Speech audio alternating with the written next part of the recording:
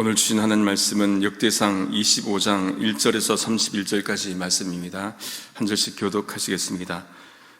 다윗이 군대 장관들로 더불어 아삽과 헤만과 여두둔의 자손 중에서 구별하여 섬기게 하되 수금과 비파와 재금을 잡아 신령한 노래를 하게 하였으니 그 직무대로 일하는 자의 수요가 열하니라. 아삽의 아들 중 삭굴과 요셉과 느다냐와 아사렐라니 이 아삽의 아들들이 아삽의 수하에 속하여 왕의 명령을 쫓아 신령한 노래를 하며 여두둔에게 이르러는 그 아들 그달리아와 스리와 여사야와 하사바와 마띠디아 6사람이니 그 아비 여두둔의 수하에 속하여 수금을 잡아 신령한 노래를 하며 여호와께 감사하며 찬양하며 헤만에게 이르러는 그 아들 북기야와 mat다냐와 우시엘과 스부엘과 여리목과 하나냐와 하나니와 엘리아다와 깃달디와 로암디에셀과 요스부가사와 말로디와 호딜과 마아쇼시라. 이는 다 헤만의 아들들이니 나팔을 부는 자며 헤만은 하나님의 말씀을 받드는 왕의 선견자라. 하나님이 헤만에게 14아들과 3딸을 주셨더라. 이들이 다 그 아비의 수하에 속하여 재금과 비파와 수금을 잡아 여호와 하나님의 전에서 노래하여 섬겼으며 아삽과 여두둔과 헤만은 왕의 수하에 속하였으니 저희와 모든 형제 곧 여호와 찬송하기를 배워 익숙한 자의 수요가 288이니라.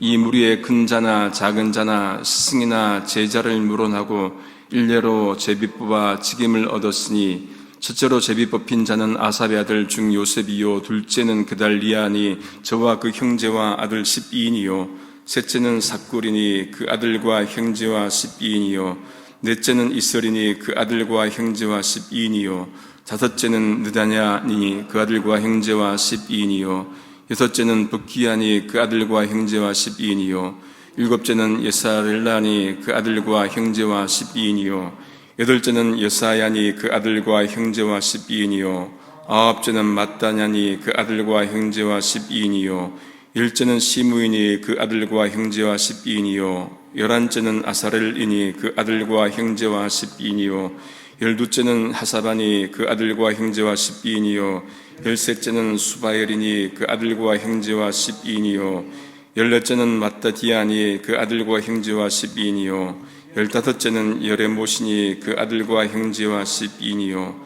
열여섯째는 하나니니 그 아들과 형제와 12인이요 열일곱째는 요스부가사니 그 아들과 형제와 12인이요 열여덟째는 하나니니 그 아들과 형제와 12인이요 열아홉째는 말로디니 그 아들과 형제와 12인이요 스무째는 엘레아다니 그 아들과 형제와 12인이요 스물한째는 호디르니 그 아들과 형제와 12인이요 스물둘째는 깃달디니 그 아들과 형제와 12인이요 스물셋째는 마사시오시니 그 아들과 형제와 12인이요 스물넷째는 같이 읽겠습니다. 스물넷째는 로암디셀이니 그 아들과 형제와 12인이었더라. 아멘. 사람만 나오니까 숨이 차네요. 네.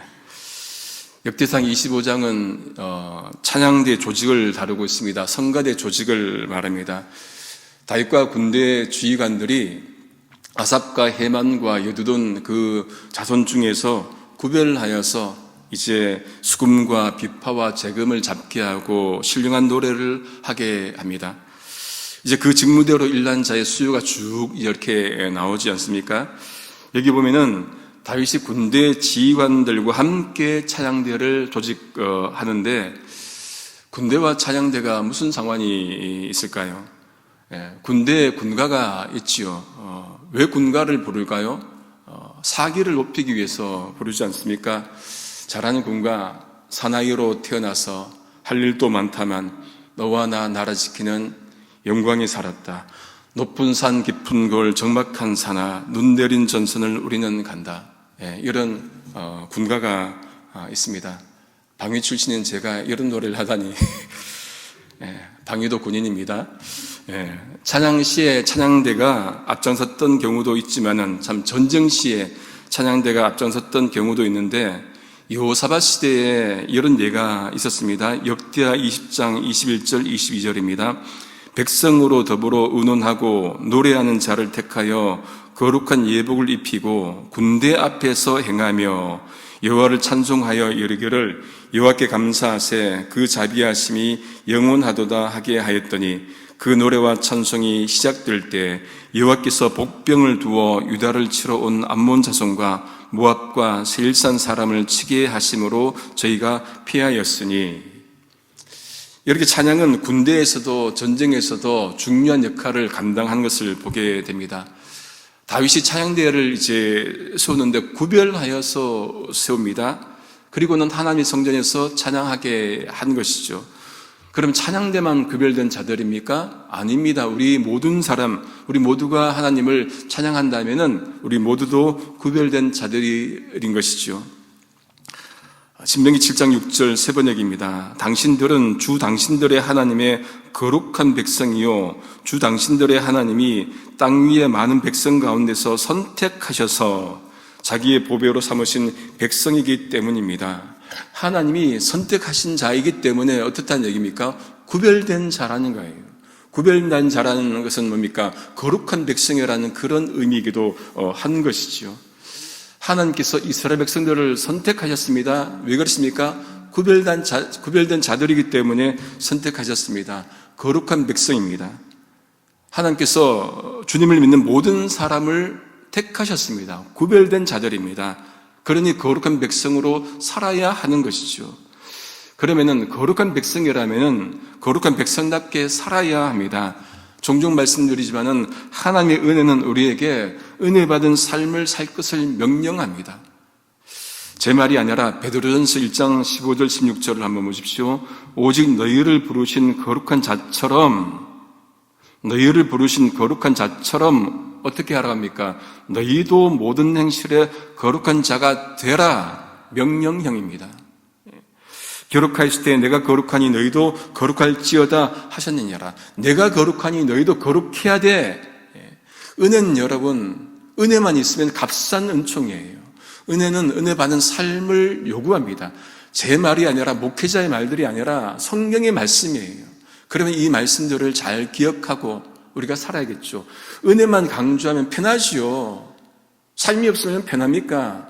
은혜 받으면 좋잖아요. 그런데 그 은혜 받은 삶을 성경은 원한다는 것이지요. 우리가 그렇게 못 삽니다. 하지만은 몸부림은 쳐야겠지요. 이 아삽과 헤만과 여두둔이 언급되는데 아삽은 게르손 계열이고 그리고 헤만은 고핫 계열이고 그리고 여두둔은 무라리 계열인데 이들 중에 헤만이 찬양대 대장이 이제 되지 않습니까? 역대상 6장 33절에 나옵니다. 이 아삽의 아들들이 삭굴, 요셉, 느다냐, 아사렐라 4명인데 이들이 누구의 지휘 아래에 있습니까? 아삽, 그 아버지 아삽의 지휘 아래 왕의 명령을 따라서 신령한 노래를 부르게 된 것이죠. 시편에도 아삽의 시가 11편, 12편 등장합니다. 50편 그리고 73편에서 83편까지.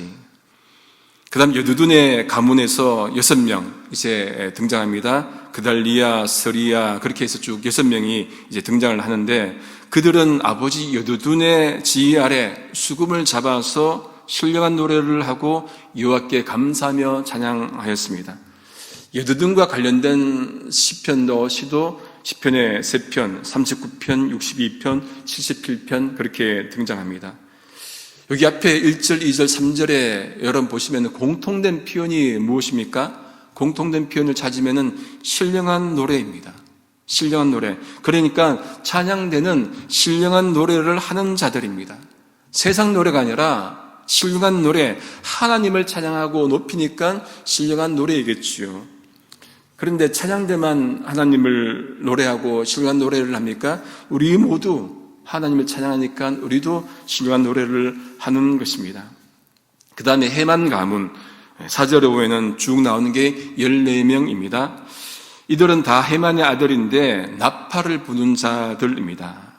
그리고 5절에 어떻게 표현됩니까? 헤만은 하나님 말씀을 받드는, 다른 번역에 보면은 하나님의 말씀을 가진 왕의 선견자인데 그러면서 헤만에게 14아들과 3딸을 주었다고 그렇게 말씀을 하신 것이죠. 그렇게 헤만은 세 가문의 대표라고 말씀을 드렸습니다. 헤만이 속한 고라 자손의 시편도 시편의 11편, 42편, 44편에서 49편, 84, 85, 87, 88 그렇게 등장을 합니다. 여러분 여기 5절에 보면 다시 보면은 헤만을 어떻게 소개합니까? 하나님의 말씀을 받드는 혹은 하나님의 말씀을 가진 왕의 선견자 그렇게 소개하고 있습니다. 헤만뿐이겠습니까? 아삽도 여두둔도 마찬가지 선견자라고 할 수가 있겠지요. 여기 앞에서 나온 신령한 노래를 여러분 영어 번역본으로 보면은 이렇게 번역됩니다. 이게 프로퍼사이, 예언하다 그렇게 번역되어 있습니다. 우리 기억개정, 기억 한글 이쪽으로는 예언하게 신령한 노래로 번역되어 있는데 영어 성경으로는 프로퍼사이 하면 예언하다예요. 작년 말경에 한국에서 또 한 권의 번역된 성경책이 또 나왔습니다. 우리 개역 한글, 개역 개정 세 번역 있잖아요. 개역 한글을 우리 MZ세대 혹은 현대인들에 맞게끔 잘 읽도록 만들기 위해서 번역한 게 새한글 성경이에요.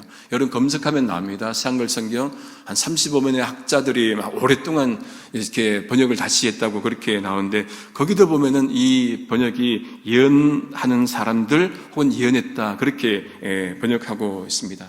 그러니까 하나님의 말씀을 대변하는 일이라는 것이죠. 다시 말해서 하나님을 찬양하는 것과 하나님의 말씀을 대변하는 것, 전하는 것이 이어져 있다는 것을 볼 수가 있습니다. 떨어지지 않다는 거예요. 이 부분을 보면서 말씀과 찬양이 연결되어 있어야 하는구나를 배우게 됩니다.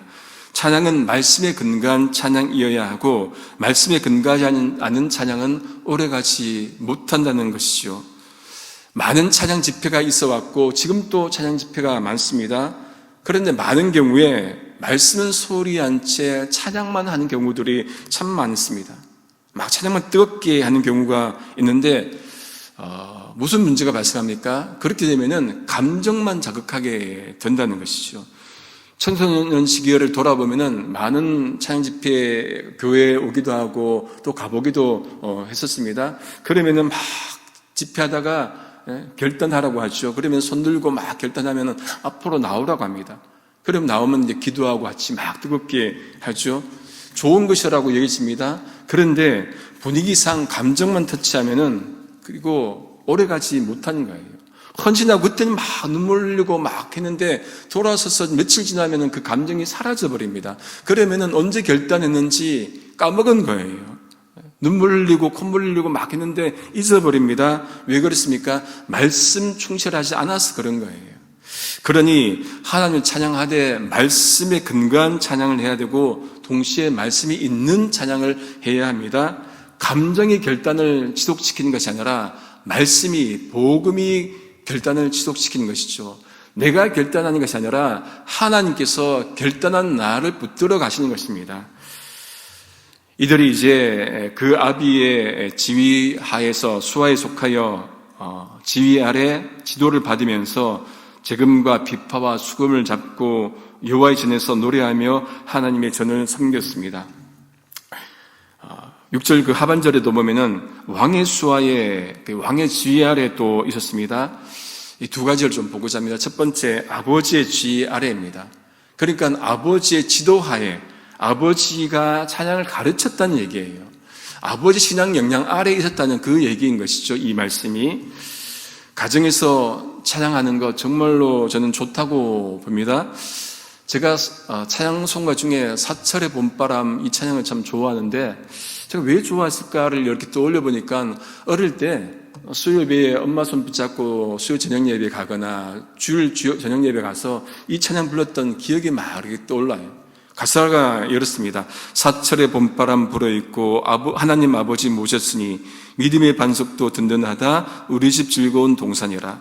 어버이 우리를 고이시고 동기들 사랑에 뭉쳐있고 기쁨과 서름도 같이 하니 한간의 초가도 천국이라. 아침과 저녁에 수고하여 다 같이 일하는 온 식구가 한 상에 들러서 먹고 마셔 여기가 우리의 낙원이라. 고마우라 임마누엘 예수만 섬기는 우리 집 고마우라 임마누엘 복되고 즐거운 하루하루. 이런 것들이 제 마음속에 이렇게 잡혔는지 제가 이제 청년 시절에 가정을 꾸리면은 찬양하는 가정이 되면 좋겠다. 그래서 조건 중에 하나가 피아노 치는 사람이었습니다. 근데 잘 못 치더라고요. 하여튼 피아노 치는 가정에서 가정에서 찬양하면은 좋잖아요, 그죠? 가정에서 찬양하고 노래하고 그게 참 좋아 보였습니다. 두 번째, 왕의 지휘 아래에 있었다는 건데 왕이 그렇게 찬양하도록 지시했다는 겁니다. 한 나라 전체가 하나님을 찬양한다면은 그 모습이 얼마나 정말로 감격스럽겠습니까? 그런 날을 우리가 모두가 소망해야 할 것입니다. 이제 찬양 사역은 혼자서 하는 것이 아니라 공동체 안에서, 그리고 아버지는 왕의 지도하에서 공동체적으로 한 것을 볼 수 있습니다. 이렇게 해서 그들이 하나님의 전을 섬겼습니다. 찬양도 하나님을 섬기는 도구입니다. 하나님 높이는데 여러분, 우리가 어떤 것이든지 다 사용할 수 있죠. 찬양도 그렇게 높일 수가 있습니다.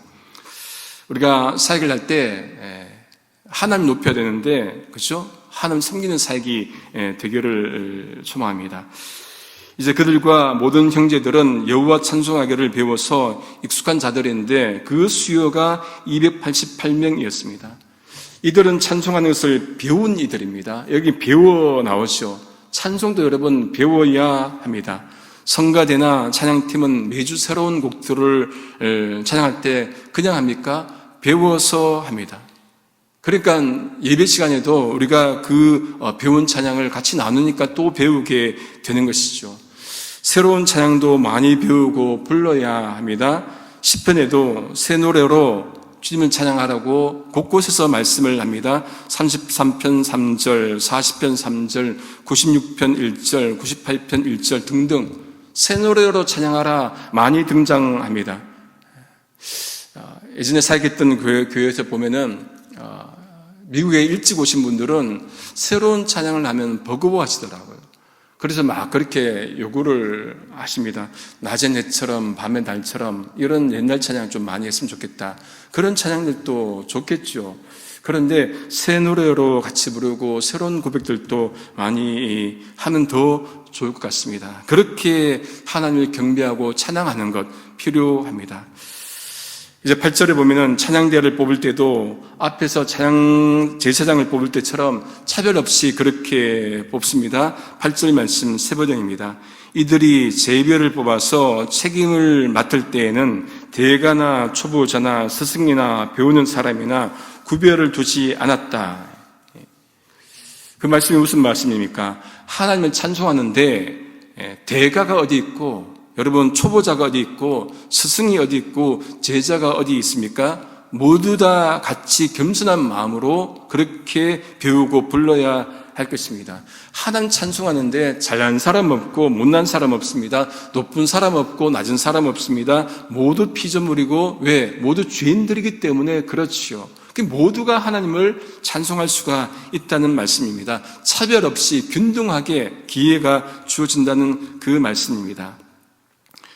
앞서 제사장들과 레위인 직무자들을 선정할 때처럼 찬양대도 제비뽑기를 하잖아요. 그렇게 해서 24반차로 나눕니다. 아삽의 자녀 4, 여두둔의 자녀 6, 헤만의 자녀 14, 총 24명이 등장합니다. 반차마다 여러분 12명씩 이어서 몇 명이 됩니까? 총 288명이 되는 것이죠. 그런데 9절을 보시면은 9절에는 12명이 등장하지 않아요. 그러면 이제 고민을 해야겠죠, 여러분. 그럼 고민을 하셔야 됩니다. 그럼 개역 한글도 찾아보고, 개역 개정에도 찾아보고 없어요. 근데 세 번역 보니까 이렇게 나옵니다. 첫째로 제비 뽑힌 사람은 아삽 가문의 요셉과 그 아들과 형제 12명이라. 이렇게 적혀 있습니다. 그러니 이런 성경, 저런 성경 번역본도 같이 보면서 연구하고 공부를 해야 합니다.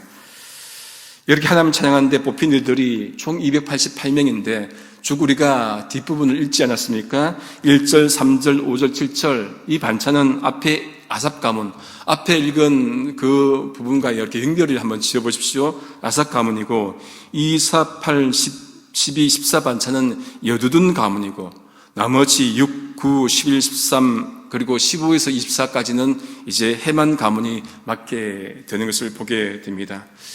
말씀을 정리합니다. 기독교는 참 어떤 면에서는 희한한 것 같습니다. 새벽부터 노래하잖아요. 여러분 어느 곳이 새벽부터 나와서 노래합니까? 잠자기도 바쁜데, 그죠? 그런데 세상에 불리는 수많은 노래 중에 우리는 하나님을 찬송합니다. 얼마나 영광스럽습니까? 하나님을 경배합니다. 천지를 창조하시고 다스리시고 완성하신 그 하나님을 아침부터 경배합니다. 얼마나 은혜가 됩니까? 이런 곳이 어디 있습니까? 그러니 우리가 부지런히 하나님 찬송하는 것을 해야겠죠. 그러니 호흡이 닿는 그날까지, 호흡이 멈추는 그날까지 어떻게 하라고요? 하나님 찬송하면서, 그러면서 경배하면서 살 수 있기를 성부, 성자, 성령이신 삼일체 하나님의 이름으로 소망합니다. 기도하시겠습니다. 이 땅을 창조하시고 인간을 창조하시고 지금도 섭리 가운데 다스리시는 하나님 감사합니다. 생명을 주셨기에 살아가는 오늘도 하나님을 찬송하며 살아가도록 인도해 주옵소서. 무엇보다 죽을 수밖에 없었던 죄인들을 위해 아들 예수 그리스도를 이 땅에 보내주시고 십자가 지시고 죽으시고 부활하셔서 그를 믿는 자마다 구원해 주시니 감사합니다. 그 예수님을 마음을 다해 힘을 다해 찬양하며 살아가도록 인도해 주옵소서. 찬양 받으시기에 합당하신 예수님의 이름으로 기도드립니다. 아멘.